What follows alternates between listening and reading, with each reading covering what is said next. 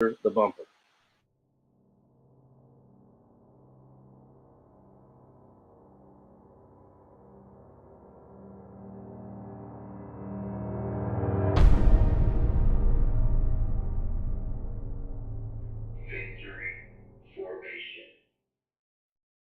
What's good, everybody? Jeff Lightsy Jr. here with the Black Boss channel and Victory Formation. Be sure to hit the thumbs up button, like, share, subscribe, and the notification bell because we upload every single day. Now, it has been released. It is official that Kawhi Leonard actually had a slight tear in his ACL, and that is what caused him to miss the rest of the playoffs. You know, he sustained that injury against the Jazz. He didn't play at all against the Phoenix Suns in the conference finals. We saw Paul George do what he could do, but the fact that they were missing Kawhi Leonard, we kind of knew there wasn't much of a chance of them beating Phoenix, who is now leading, obviously, in the NBA Finals. But what does this mean for Kawhi Leonard's future? We know that Paul George signed long-term with the Clippers, and he will be there over the next 4 to 5 years, as long as the Clippers continue to fulfill that contract, as long as they don't ship him out of town. But Kawhi Leonard has a player option. Kawhi Leonard can opt out of his deal with the Clippers soon and become a free agent. And it gets me wondering, because we know Kawhi Leonard is not the type of guy that's going to rush back from injury. We all know he is the creator of load management. He is the king of taking as much time as possible, which nothing is wrong with that, because when you're that good, you have that luxury. And when you sustain an injury as severe as a torn ACL that required surgery, that we know is an injury that takes months and months to heal, he's not someone he's going to miss a good chunk of next season, I believe. Now, the fact that this happened, his injury happened in July, and the season starts in October, or you know what I mean, like that, or we're talking about early November. We're only talking about a few months in between the breaks of the season because they want to get back on schedule. That way, the season ends in June instead of or you know, the latest teams can play is like mid-June. Right? Instead of going all the way into late June to early July to mid-July, what you're in right now, the finals still isn't over, right? So I think Kawhi actually injured himself in June, right? I said July, but he injured himself in June, and it's going to be a quick turnaround. He's going to miss a big chunk of next season, if not majority of next season, because once again, Kawhi Leonard is not the type to rush back from injury. So what does that mean for his future with the Clippers? Well, it could mean two things. I believe that this could actually work in the Clippers' benefit. How?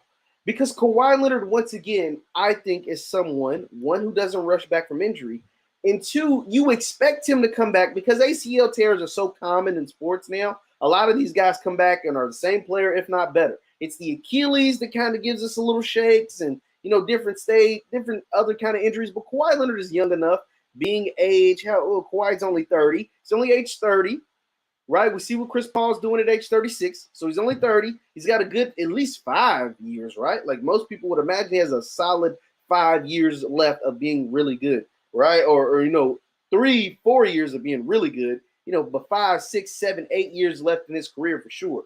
The problem with that is that I think Kawhi is the type of player that he's the type, clearly he doesn't mind leaving. He doesn't mind changing teams. He goes from San Antonio to Toronto to the Clippers, and if he decided he wanted to move on, cool. But the fact that his injuries are starting to pile up, the fact that he is not someone who is going to play through injuries, I think this could work in the Clippers' benefit because they could convince him into signing a long-term deal like they were able to do with Paul George.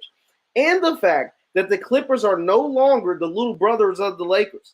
The Clippers are no longer at the bottom of the NBA. The Clippers are no longer the laughing stock of the NBA. We know for years the Clippers have been one of the biggest jokes in the NBA. But the Clippers actually have a rich owner who's willing to spend smartly, a really, really talented head coach in Tyronn Lue, and a roster that has some really good players. You got Marcus Morris, who's under contract for a while.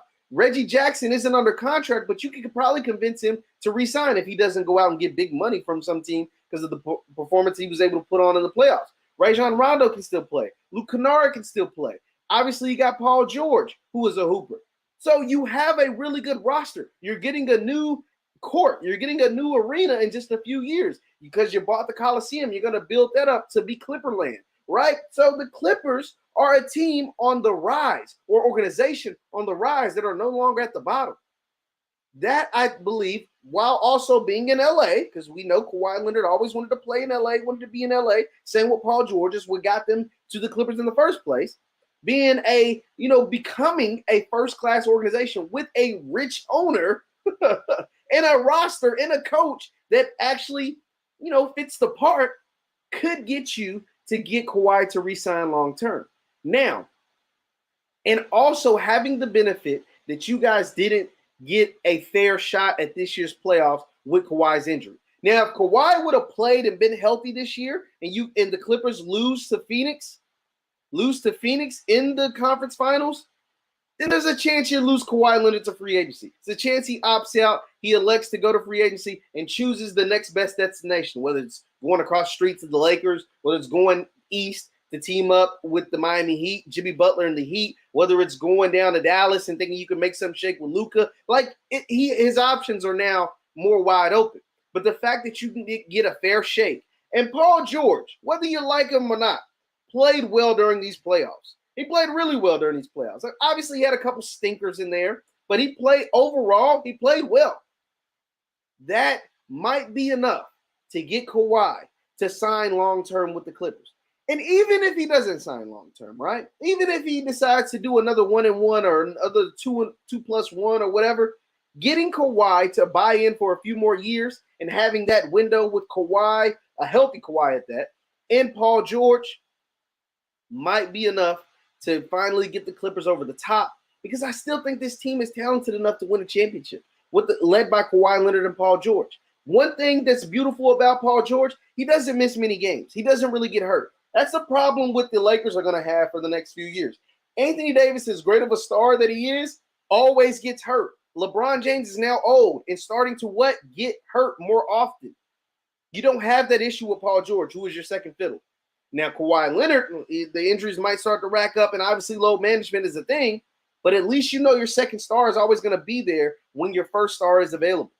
Can't say the same about the Lakers and Anthony Davis. So it's going to be interesting to see what happens with Kawhi Leonard and the Clippers moving forward. Leave your thoughts in the chat. Leave your thoughts in the comments down below. Once again, I'm Jeff Lightsy Jr. at the Black Boss Channel and Victory Formation. And follow us on Instagram at VF Sports Show. We post content on there all the time. Thank you guys for tuning in, and I'll see you next time. Peace.